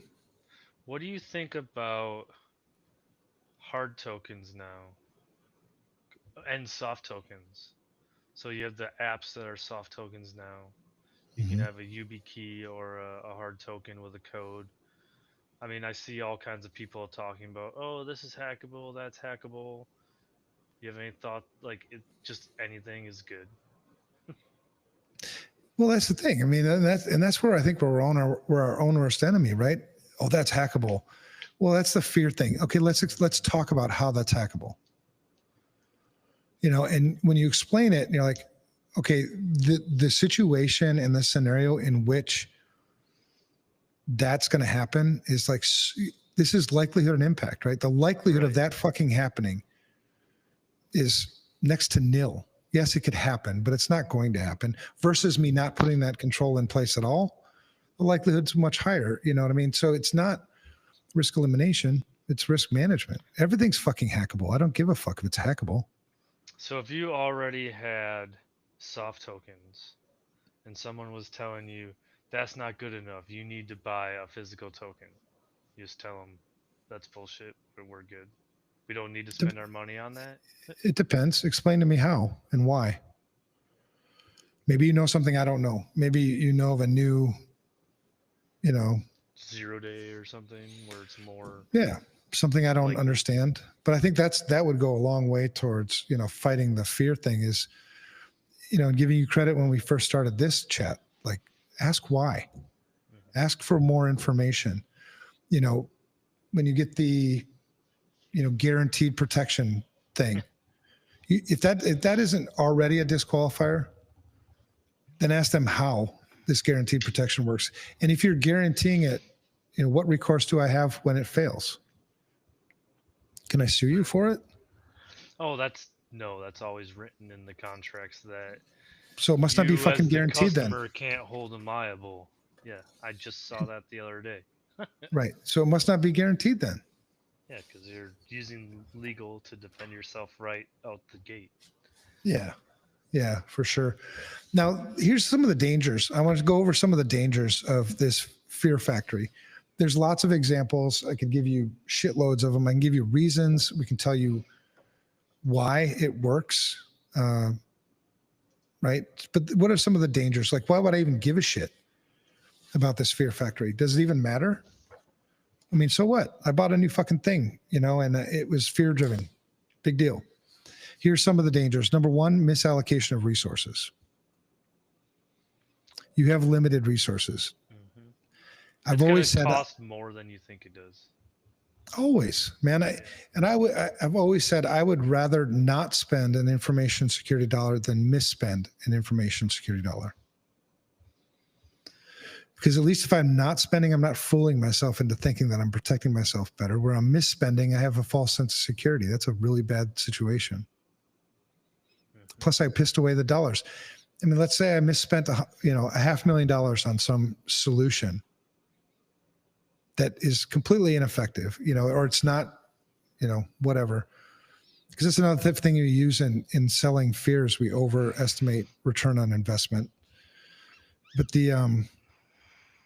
let's say at the end of the day, it's a $500,000 net loss because I misspent information security dollars. How does that any different than me paying a $500,000 ransom? It's $500,000. It's gone. Yeah, money's money. Yep. I can't spend it on other more effective controls. We can't use it to grow our business. We can't use it for the company party. We can't use it for bonuses. You misallocated it and you're not helping the business. You're making it worse. That's one of the dangers. Another danger, complacency, this false sense of security. Security through obscurity. You bought the thing. Even if you did buy it and you think it's a good investment, you didn't configure it correctly. You just dropped it in. Yeah.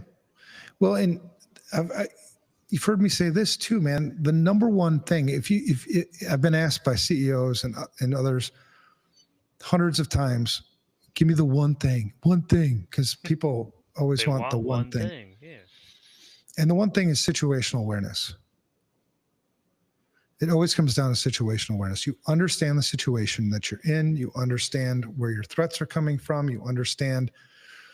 I mean, think of like when you go to a restaurant, for somebody who's situationally aware would, get a vibe for what's in the restaurant, the type of people that are in the restaurant, where the furniture is. And it's not like you're paranoid. You understand what's going on. Yeah, there's nobody like fighting. There's no screaming, and when you're sitting down, you look, you see where the bathroom is. You see the exits on how I would get out of this place if shit hit the fan. Again, I'm not paranoid. It's a learned thing. Anybody can learn situational awareness, and it's really fucking healthy. So it's interesting that you use the word healthy, because when this comes to veterans a lot, we go to therapy or we talk about PTSD. One of the common questions that they ask is, are you always looking for exits or do you notice things? And they kind of give it that stigma that it's not healthy because we are so situationally aware. I think you But can make it unhealthy if you are doing it out of paranoia versus doing it out of just awareness. I just want to know. Because I think where it's really healthy is it helps you plan. It helps you live in the moment more. Yep. I'm taking in, I notice things that are like, oh, fuck, that's a beautiful desk. I wouldn't have noticed that beautiful desk had I not been aware of that it was there. Right. In the moment, you're Yeah. thinking present. The more situationally aware I am, the better I enjoy life, to be honest. I have a cool situational aware story. This year, February, for my birthday, took a random trip to Atlanta. And apparently, I'm not good at writing because everybody thought I was moving to Atlanta, but I'm pretty sure I said trip. But I ended up in Atlanta, and I was at this cigar bar, chilling. And all of a sudden, this dude walks in, big fur coat, hat. He's got two girls with him, and the owner comes out the back and greets him. I was like, "Yep, time for me to get out of here." Yeah. Definitely not a Well, place you want to be. yeah. And I think if you could marry situational awareness up with just context and like wisdom, because I've seen a lot of people. Yeah. I think it's just the more situational you are, where you are, the less likely you are to find yourself in a compromising situation. And when you are in that compromising situation, you have a contingency plan kind of already built in. So, but with this fear driven stuff, if I have complacency, if I have a false sense of security, you defeated that shit. You think you have an exit, but you don't have an exit. You're not looking at it from the proper context. Yeah. You think you've got the front door locked, but there's 4 other doors that you didn't even know were there. Yeah. So that's a big thing. Erosion of trust. The more I sell fear, the more trust I lose. Do you think that's actually happening though? Do you think people are losing trust, or you think they just keep buying more? You said yourself there's a lot of money out there. Personally, there's the personal thing. Like I would erode more trust if I kept overselling fear. I think there's enough money and enough marketing power and enough bullshit that, yeah, people still trust. And unless you are critically thinking. I mean, unless you run into somebody like me or somebody like you, I don't trust CrowdStrike. I think, yeah, they've got fantastic fucking tools. I'm not saying that their technology isn't awesome. I don't trust them. I also don't trust Arctic Wolf. They might have great shit too. I don't know. I don't trust them. Based on a lot of this shit, but why do other people trust them? I think ignorance.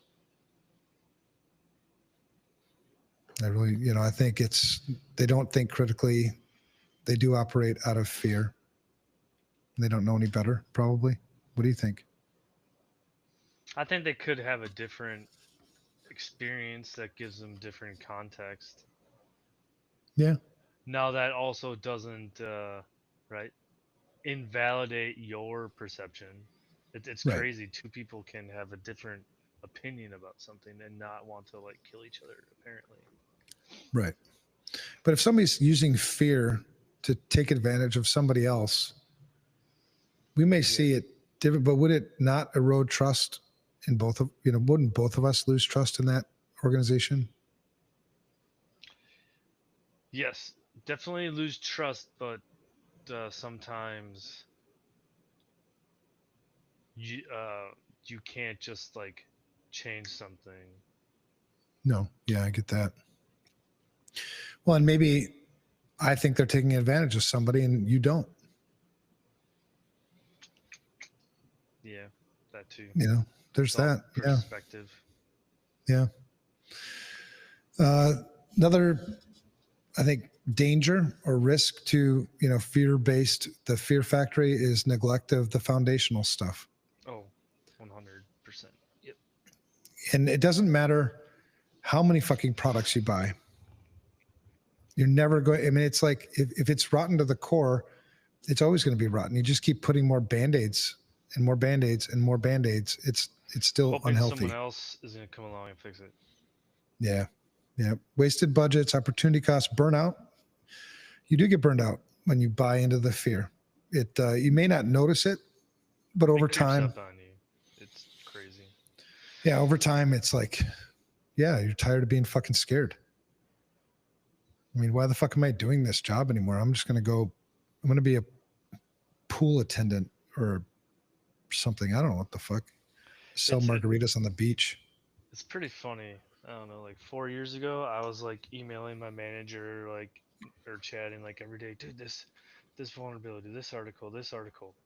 And now I had, this year, I started having people work for me, and they're doing the same thing to me. I'm just like, shut the fuck up. Like, I don't Right. care. Right. Yeah. Okay.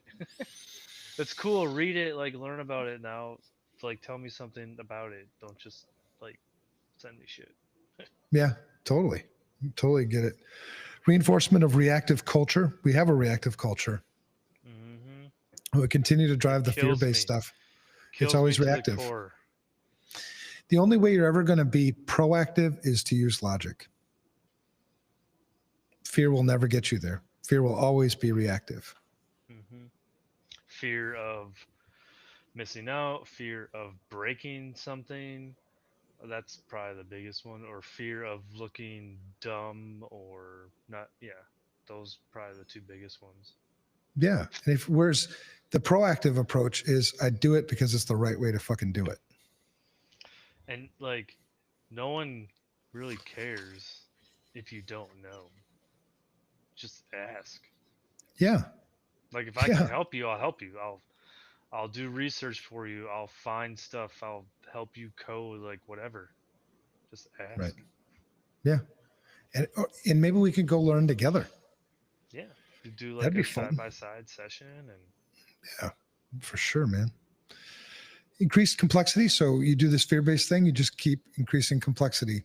And I can't tell you enough times, excuse me, complexity is the worst enemy. how many companies have you walked into where they had data flow diagrams? At the beginning, none. So how are you supposed to protect your data if you don't know how your data moves? That's it. Yeah. And there's been, many organizations where we built them before. How long does that take? Well, you need to have, you can't just go, the shortcut way would be to go at it right after the data, just data flow diagramming. Yeah, give me. Right. But you have to start with asset inventory. This is my cat, by the way. I don't know if you've ever seen her before. Yeah, it's not a dog, I know, but yeah, someday. But you can't go right into data flow. You have to figure out your assets. Because you have to be able to understand which of these data flows is a legitimate data flow from point A to point B to X to Y, all these data flows. What's the critical data? What are the dependencies?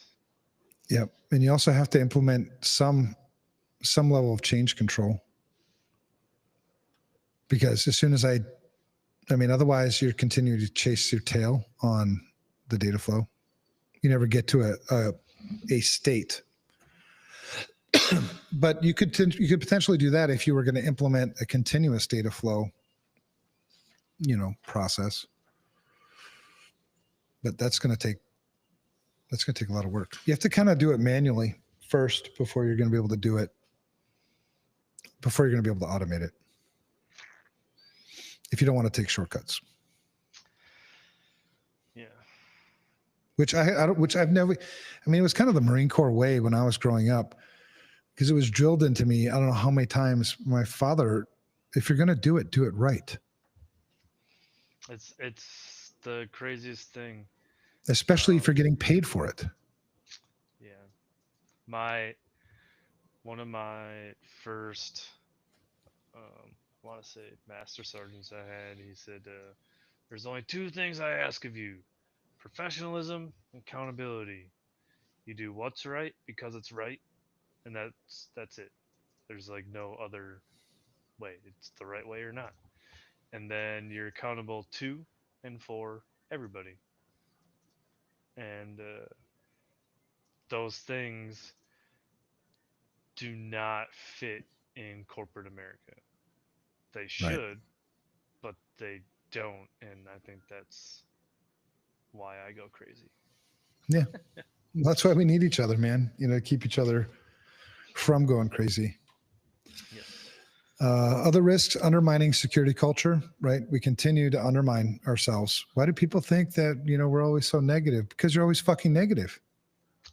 Yeah, they don't want to work with you because you're just you're gonna get hacked or fix this vulnerability. You're Right. never building a relationship with them.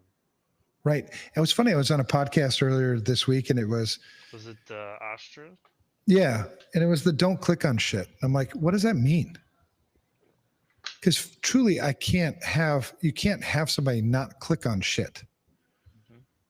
We You all have click. to run an application. You have to do Yeah. I mean, we all have to click on shit. So what do we actually mean when we say don't click on shit? I think what we mean is actually, understand what's shit Mm. and don't click on that. You know what I mean? So it doesn't mean don't click on any shit or anything. It means figure out what the shit is and don't click on that, but, you know, exacerbating inequities, I guess, is another one that I found. Market saturation with ineffective products, Oh, dilution of public awareness. you seen those recent? I don't know. Whoever makes these images of like all the vendors and products and shit. Oh God, It looks yeah, like a fucking Where's Waldo thing. Like it's I know. ridiculous. And they've asked, they've asked You us, want to put FR Secure in here? we're like, Pay no, us $20,000 to be put in no, this no, list. thank you. I don't want to. We don't want to be on that list. Not at all. But so the truth of the matter is, man, I think fear is rampant. It's not just in our industry. It's in life, man. It's all over the fucking place. You read the news every day, or if you do read the news, every Well, the day, news isn't news. It's all it's a just bunch of fear. shit. Yep. Don't go outside because you're gonna get shot. Don't drive a car because someone's gonna run you over. Like it might not. I I would say they don't want it to be intentional, but holy shit, it's got to be at this point.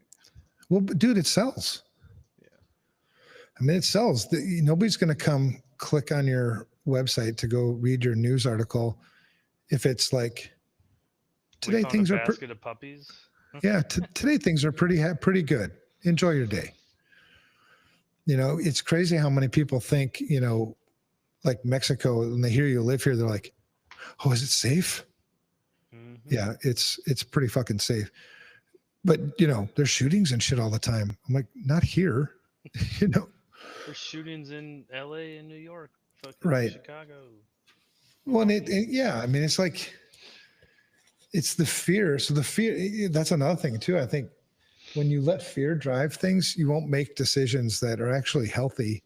Like you wouldn't travel to Mexico or see other parts of the world because you're afraid to do it. And so you miss out. You miss out on other cultures, and what actually ends up happening is these other cultures, these other perspectives, they make you a better person. They make you smarter. They make you appreciate things more. You saw the same thing with COVID. I mean, how many people were afraid to, like I got so much shit when I went to Sturgis twice. And, Oh, and because people were giving you crap for going. yeah, well, that's a super spreader. I'm like, what the fuck is a super spreader? And they're like, well, you're going to get everybody sick. I'm like, not if I come home and stay in my house for a couple of weeks afterwards. Well, it's so irresponsible. I'm like, how is that fucking irresponsible? And what it really comes down to is you're jealous that I went and you were too afraid to. You let fear drive the logic. Like and I would say, like, I'd rather die of COVID doing things that I love than die of a heart attack on my couch. So yeah, I'm going out. I'm going to do shit. It's the same kind of thing like in your career. That's one of the things I've really appreciated about you is you're getting out there more. You're taking more risks, and you're not letting fear keep you from doing it. Stick to that thing. In my opinion, stick to that thing that you learned in the Marine Corps. Like, do shit right. It seems to be working. It is working, man. Seems to be working. All right. What else? What else you got? You got anything else about fear that you want to talk about? I wasn't as diligent as you. I didn't really make notes. Well, I'm like the host and shit. I'm supposed to do this. Yeah, I mean, my big I should thing have you is come on. I should have you come on more often. You should be my sidekick. You want to be my sidekick? I'm totally down for that. Because you're fun. I like your way you talk. I've heard that before. It kind of confuses me because I've had different experiences with that throughout my life. And maybe it's just a sign that I'm changing, which is what we're going for, which is Right on, cool. brother. Yeah. My biggest thing about fear is really social media and really a lot around the vulnerability stuff. The marketing is like a whole nother thing, but vulnerabilities, I think that bothers me more because I feel like that impacts the people joining the industry. Like the fear marketing stuff, Right. yeah, that's hitting me, us seasons people, whatever, we have to learn how to deal with that. But the entry people, the ones that we want to grow and take the ball after us, are learning that vulnerability fear stuff before they're even like in school because they're following whoever, right? And that bothers me, I think. Okay. No, I don't think I know. Yeah. Yeah. So the people so we're teaching people before they even get into this industry to consume the fear and make those decisions. So they're kind of coming into the industry already making fear-based decisions. Yep. Yeah. And Yeah. or they just want to come in and break shit. Oh, I want to hack stuff. Can I do pen testing? Like, I have no use for that. I need you to fix stuff. Right. Well, I and, need you and to talk to people. right. Well, and for us, I mean, if you want to do pen testing, it's going to take you a long time. You really have to understand the basics, the fundamentals. You have to understand what's going to be happening. You have to understand context. I mean, it's not like, oh, here's Metasploit, have fun. Here's your hack the box VM. Which is actually, if we're going to be doing pen tests, right, it's going to be a customer's hack the box. Yeah. Yeah, and there's too many people, I think, in this industry. I've talked to so many people that, I've always thought about, that seems like a really interesting industry. I'm like, well, have you thought about getting into this industry? And they're like, oh no, I'm not technical enough. I'm like, we don't need any more fucking technical people. We have too many. We need like people, like brain people. You got a brain? Yes. Can you think critically? Yes. Can you, like, when's the last time you bounced a check? Can you do a personal budget? Yes. Well, then you're fucking hired. Shit, we'll teach you all the rest of the stuff. It's like, yeah, I get that. Well, but the thing is, but they come out of the good thing, I guess, is those people are really struggling finding jobs. I was just having that conversation today.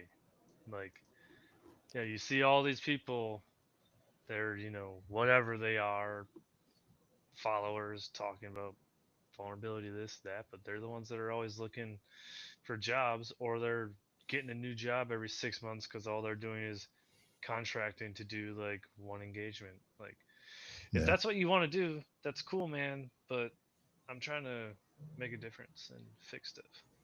Yeah.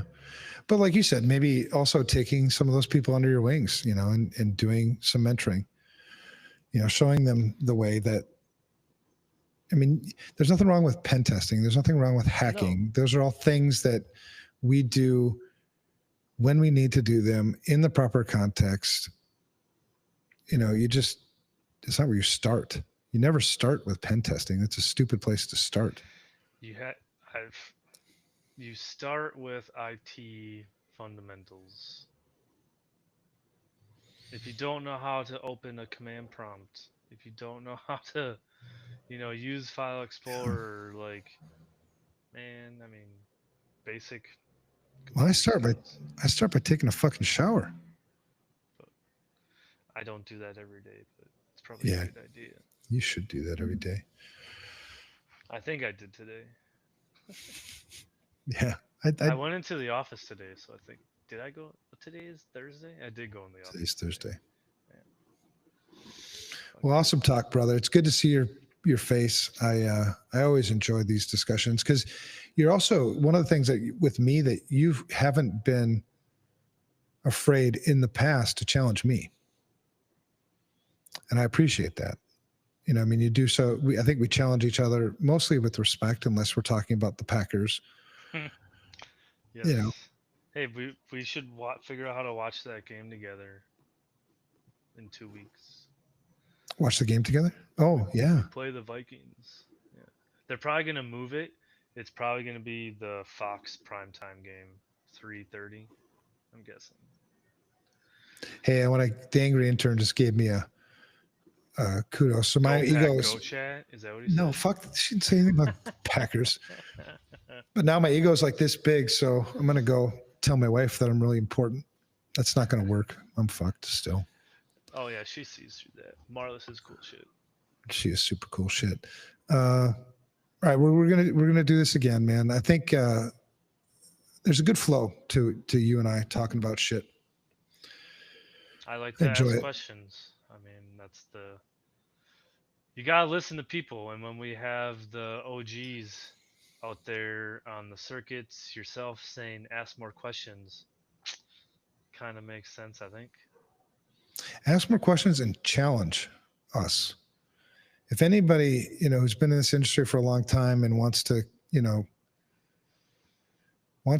is in this game for the right reasons, right? We should all open ourselves up to challenge because in that challenge, you'll also get some of the wisdom out of us. There's nothing special about wisdom, by the way. Wisdom just comes from experience, and usually it's painful experience, and you get to share that with people, right? But it takes people, to ask questions, to not feel intimidated to ask those questions, to not feel intimidated to disagree, to not feel intimidated to, ask to prove us wrong. I mean, shit. You're definitely going to find places where you can prove me wrong because I thought it was this way, but it turns out I was wrong. Just I because found, you've been in this industry for like 30 years doesn't mean you're fucking right. yeah, I'm starting to see that in some people that are in the local circle. Um, I found what I was looking for before. It's under your call to action. Fix the issue. Don't fear the problem. Don't be scared to break shit. I mean, I think I asked you this question a couple weeks ago. Like, um, people are scared to do something because they think it's going to break. Well, it's a good opportunity to learn how it works. Yeah, it's a trial by fire. It's definitely not comfortable. But whatever you learn in that situation, you're not going to forget. I think Wasn't that something you were texting? You were going through something. You broke something at work, I didn't did. you? Yeah, Yeah. I And you broke texted me something. and I was like, awesome. And you're like, what do you fucking mean awesome? I'm like, you get to learn something now. Yeah, it was pretty cool. We actually were able to learn something and fix it, so that was pretty cool. But there was a couple upset people. But I I don't care because I think people are scared about breaking things because they're Mhm. just trying to do stuff. If you have logic behind what you're doing and why you're trying to do it, you can back your stuff up. It's Okay, I true. was trying to do this, it broke. Okay. We're trying to make it more secure. Okay, well, no one, no one's gonna come at you then. Or Right. you should have a good manager that's gonna, defend you and not let you take that heat, if Well, there and, is heat. and you'll learn ways to craft messages without lying. But there's so much art to the way you communicate shit. I've been in enough incident responses over the years to know the importance of getting ahead of the narrative. So, like, instead of focusing on the fact that you broke shit, how about we focus on the fact that you fixed it? You're a fucking expert. You fixed it. Yeah, I fucked up, but rather than us, suffering these long consequences or whatever, I mean, look for the positive thing that will also build up trust and credibility with yourself. There's a huge amount of power in transparency. I always believe that the more transparent you are with people, you disarm them from using things against you. Their natural like deflections of it Yeah. takes time or it's hard or whatever their normal excuses are. Yeah. So I love watching. It's like your kids, man. Raising kids, I enjoyed watching them fail from time to I could be time. more like a brother, not a dad, but that's okay. No, I was a dad. Seriously, ask him. It there was certain No, I shit know that you are, but to brothers me, wouldn't I'd do. be more of a brother. Oh yeah, yeah. But like when you watch your kids, like especially the boys, I think because I can't relate to girls. I wasn't one of those. But when your boys were in sports, and my son played offensive line, and when he got his ass kicked, it was part of me was like, good. The boys got to learn how to be tough. You know what I mean? And the same thing with this industry. I mean, make some mistakes. Find yourself in uncomfortable situations. Comfort is an idol. If you're comfortable consistently, you're not growing. So, don't intentionally go break some shit, but go out there and push yourself.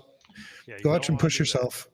Yeah, but push yourself into doing things that you have never done before with the risk that you might break something, and then, fix it. Figure it out from there. There's Because been so many times I've broken so much shit, dude. there's no perfect path and there's no perfect environment or situation set up for you to learn. That's not how this works. Right. Live fire is the way to go. Maybe we should do an episode about that. We'll do an episode of classic mistakes or mistakes that I've made in the past. Cause there are some that are like, you'd be like, I think unless you've been in some of those similar mistakes or similar situations, you'd be like, holy fuck. Oh, I have a good one about trust and accountability that is not IT. It's military, but it, Military.